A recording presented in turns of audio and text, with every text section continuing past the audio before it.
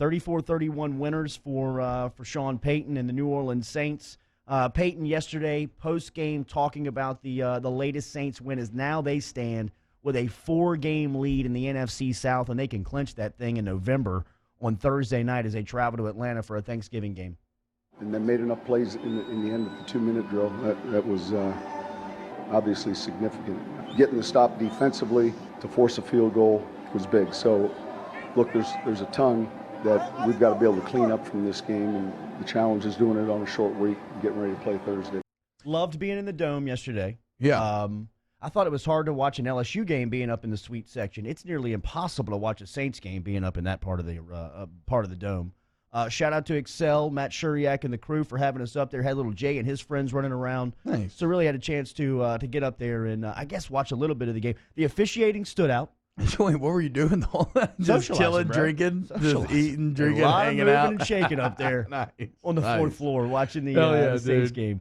But you peek back and forth. You're peeking at it. Yeah. Mike Thomas, a huge day. 10 catches, over 100 for him. Unbelievable. The officiating again. Do you want to run through? Well, let's before we get to the negative. Let's start with the positive. I got Thomas in a weekend winner. Yeah. Let's start with the positive then, and we can re-mention a lot of these numbers during weekend winners because they are worth mentioning twice. Mike Thomas has over 100 catches, and we're not even to Thanksgiving yet. So 10 catches for 101 yesterday and a score. That is the 6th time this year, Jordy, that he has double-digit catches. It is the 5th game in a row with over 100 yards. And I found this to be interesting because that doesn't sound like – that's impressive. Yeah. That doesn't sound crazy, right? How about this, though? That is only the 4th time in NFL history that's ever been done. When I read that, that was a surprising stat. He joined Isaac Bruce, Anquan Bolden, and Calvin Johnson, which, if you are the company you keep, that's great company. That's the only to ever do this. Bruce holds the record with 6 games in a row. So if you're kind of looking for more record breaking out of Thomas and something to watch on Thursday, can he make it 6 in a row? And so now he has 104 catches, over 1,200 yards. He joins Antonio Brown, Marvin Harrison, Herman Moore, and Jerry Rice as the only players with at least 100 catches and 1,200 yards in 3 seasons in a row. And maybe the wild, and he's on pace to shatter the catch record for a season. Maybe the wildest part about all of this to me, Jordy, again, is that he's doing this after getting paid. I think it's very easy, and we get very cynical when it comes to professional athletes, and there's numbers to back it up. Like there's a ton of analytics that show that when guys are in money years, that's when they play their best. You have to have a wild amount of inherent competitiveness if you're going to have the financial security that Mike Thomas has, and just because you want to be the man, go out there and try to murder everybody who's across from you. Ski mask season indeed. Shout out Mike Thomas. You're witnessing greatness. You're witnessing record-setting greatness in the flesh in Mike Thomas right now. Yeah, Joey Sly missed a field goal from 28 yards with 2 minutes left for Carolina to set up Lutz's 34-yard game winner to give the Saints the victory yesterday, or 33-yard game winner to give the 34-31 win to the Saints. We were talking about the money aspect this morning a little bit. You bring up Thomas, and he gets paid in the offseason. He signs a humongous contract, and here he is sitting as an MVP candidate, a legitimate MVP candidate, as the Saints sit 9-2 going into a game on Thursday night. We were talking about Jimbo Fisher. Like, you look at Texas A&M and where has been their mark of improvement, or where do you kind of look at Jimbo Fisher over the last 2 years? He's in the second season of that big contract, and say, where does it make sense, right? Like, where are you getting your return on your investment? Yeah. And Mike Thomas has been oh, yes, that's a great point. Good Lord. I mean, the ROI that you've gotten off of Thomas, off of that huge contract compared to other guys around sports, because you're right. I mean, you look at when athletes, coaches, anybody gets paid. It's human nature. Especially to the point where the money's guaranteed. Yeah. Like, you could almost show up and almost quit, and they still have to pay you. And Thomas has showed up and played even better than he did in the first 3 seasons, which was that was tough to fathom. Well, it was already record-setting, right? I mean, he already had the best first 3 seasons ever. And then, as an anonymous user points out in the huddle, and then it just gets to the absurdity level when you factor in that Drew Brees missed games. Then he had Teddy Bridgewater throwing to him. You mentioned Sly. Just something to point out there.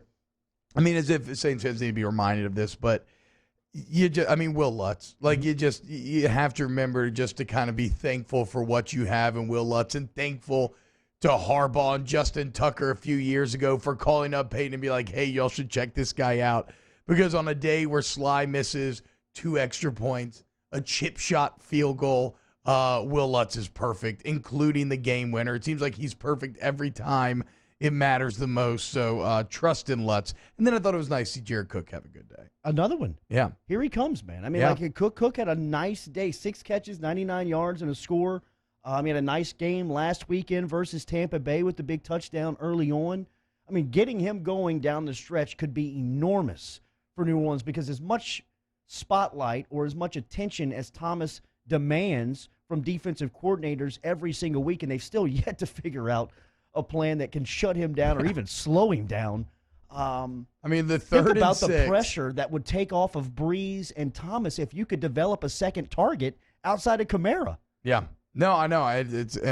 His day should have been even bigger if not for that OPI, which was the dome is a place to be now with the officiating. Man. It's getting it's kind of reaching a point of comedy almost with how consistent it's becoming. I mean, when he doubled down and held true to that OPI on Cook, that place, and then on the 2-point when they do it to Thomas, I mean, it was the Saquon Hampton. It was, what a gratifying call to get if you're Carolina or you're an opponent or you're an opposing team in the dome because of the rule that was made where you can go to review the pass interference, and that's what they did on the Saquon Hampton call near the goal line. But it comes in the context of a year where the kind of accepted view of how these reviews have gone is that the refs are just not going to change it. Yeah. Unless it's like the most blatant, egregious example you can find, they're just not going to change it. And so in light of these other calls that have not been overturned, for that one too, that's where it reaches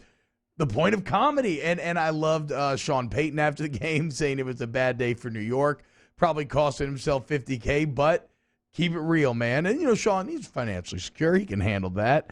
It's just, I don't know what's going on with the referees and the New Orleans Saints. It's wild. So Saints have basically wrapped up the NFC South. They're 9-2 right now with a 4-game lead and 5 games remaining in the NFC South. They travel to Atlanta on Thursday night where they can wrap it up. They can wrap up the NFC South in November. Heading down the stretch. It's all about the 1 seed now.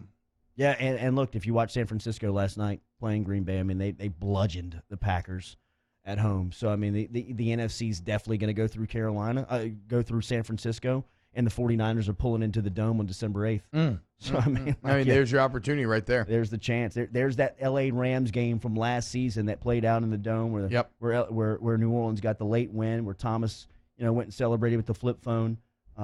This is that same type of game that you'll see with San Francisco and New Orleans. I just love that Mike Thomas, for all the talk of kind of roster building theory, and you shouldn't pay a wide receiver. Whenever you pay a wide receiver, you lose. I love that Mike Thomas is the exception to all of that. And I just look at the game-winning plays, like the 3rd and 6 on the final drive when you have to have it. He's been killing him on the slant all day. He hits the slant and go, sets him up in field goal range. He's not just putting up stats. He's putting him up at the biggest moments. He's actively helping you he's actively winning you games.